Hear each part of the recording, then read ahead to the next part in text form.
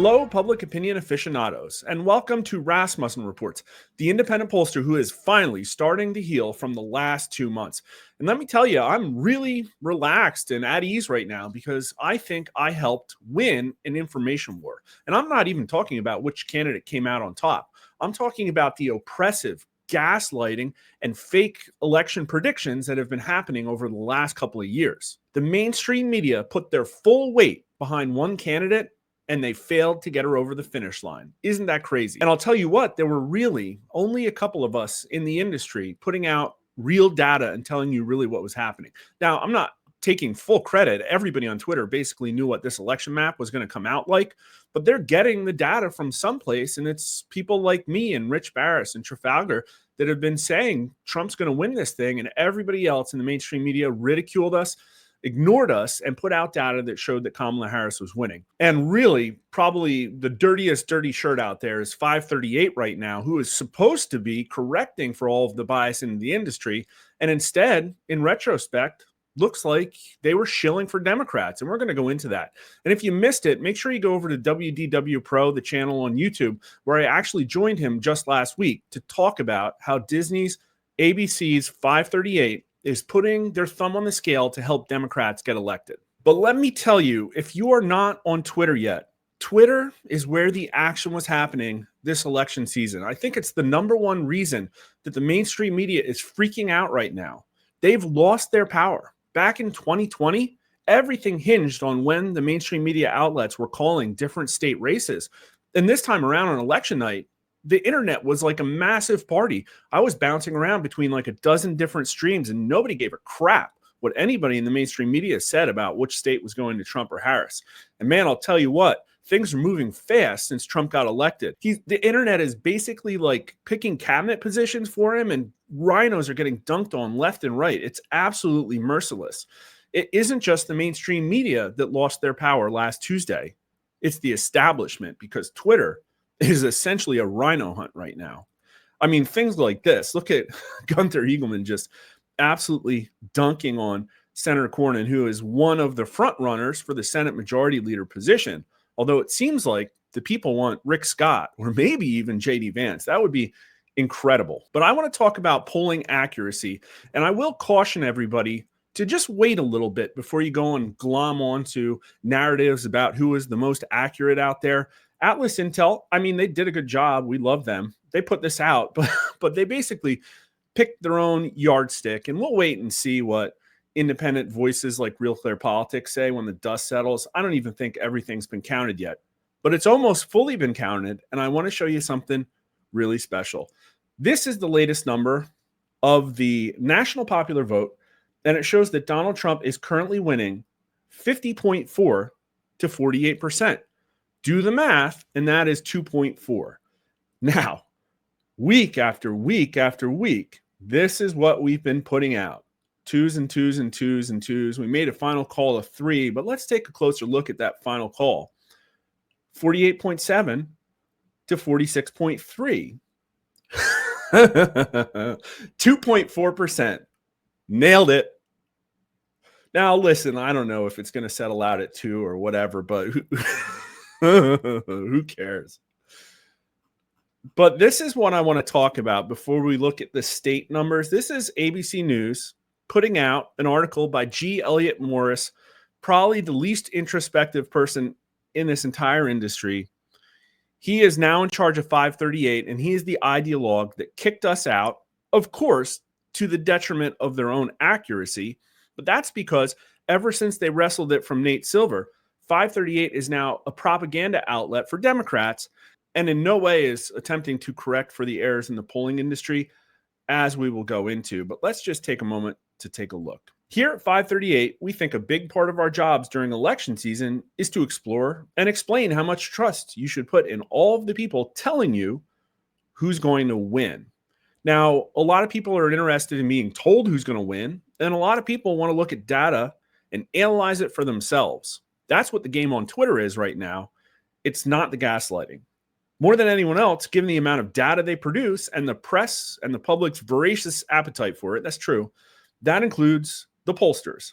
That's why we do things like publish ratings of pollster accuracy and transparency. Everybody calls for transparency. I don't give a crap about transparency.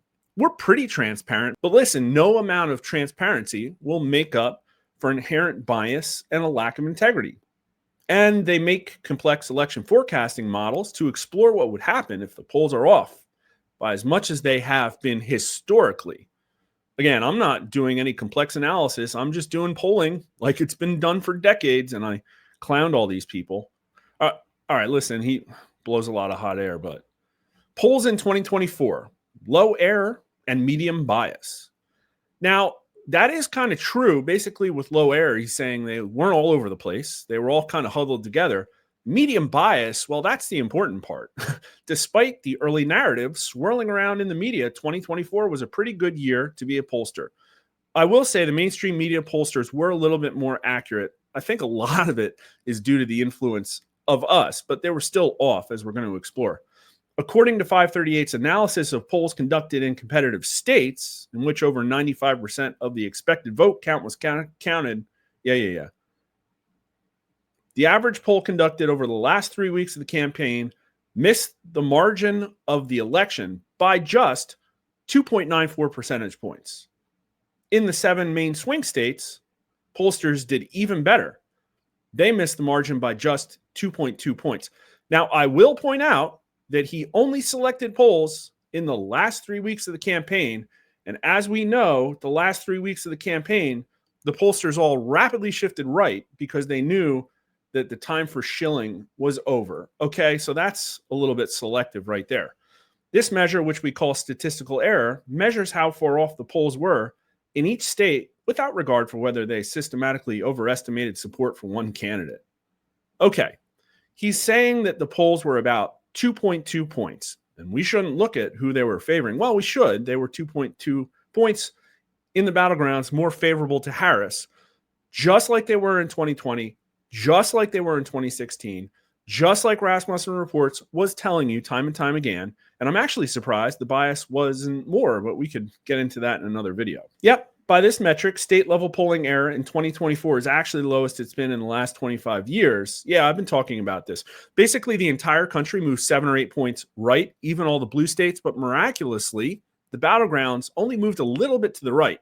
And that's the question that I think Republicans should be asking themselves every day for the next 4 years.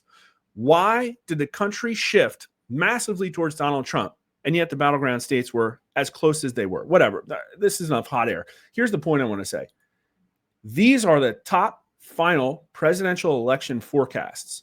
So even though the polling was more correct, even though they all said the race was a toss-up, every single one of them put out an electoral college map that showed that Kamala Harris was winning. 538 did. Nate Silver did. Now, Decision Desk didn't, but it was, a real narrow thing. They were definitely underestimating Trump there. Crystal Ball didn't. The Economist didn't. Elections Daily didn't. I don't even know who these people didn't. And Daily Mail, good job, but again, understating Trump. These are not pollsters. These are people looking at all of the polling and trying to say what the election is going to be like. And listen, they totally failed. And we can get into whether it was intentional or not. And before we get into this graph I prepared, I updated our state accuracy tracker. Here are all the sets of state polls we did. We polled 41 different times this cycle across 14 different states. These are all the ones with Harris. A lot of polling, considering very few people in our company are working on this. I do not have the massive team that even Alice Intel has. These are the average margins across all of the polling. You can see like Wisconsin, we had Harris +1, Trump +2. It averages out to a Trump +1 there. And this is the actual result. And you can see that we called 13 out of these 14 races correctly. That has not changed as the new counts come in. We missed Michigan, but that's because it was so close. Hard to call it for the right candidate when the result is basically 0. And as you can tell, we did get it within the margin of error. Now, this has shifted around a little bit as the results come in, but still 11 out of these 14 states were called within the margin of error, and the 2 whiffs were Ohio and Texas. And I think we can be forgiven for that. So our average error comes in at 0.7%. Pretty friggin' good.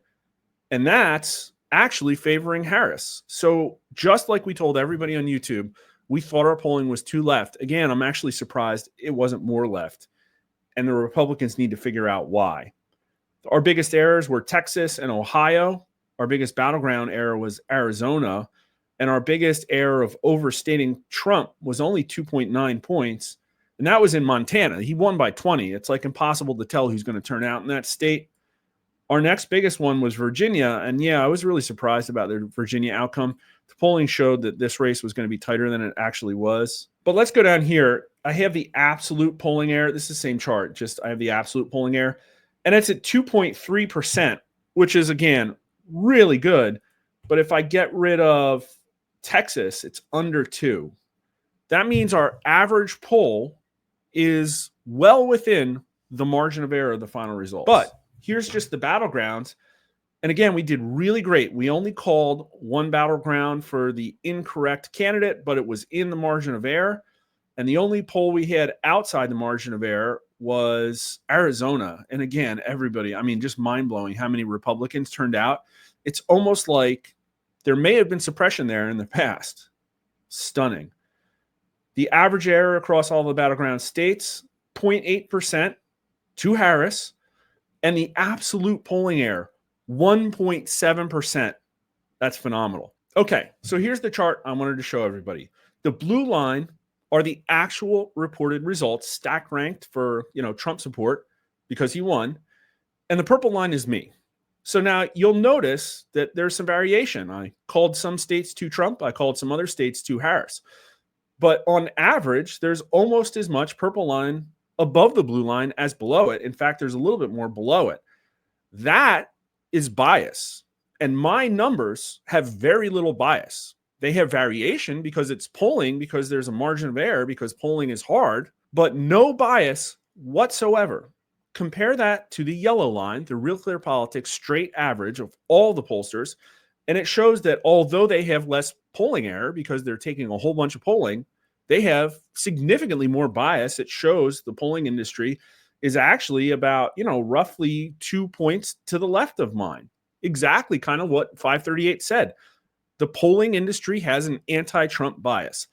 Less than previous years, but it still has an anti-Trump bias. And that has allowed them, time and time again, to put out maps and headlines that show that Trump was losing because Kamala Harris was taking most of the battleground states. It's almost like the polling industry has exactly as much bias as it needs to show that the Democrat is winning in the headlines.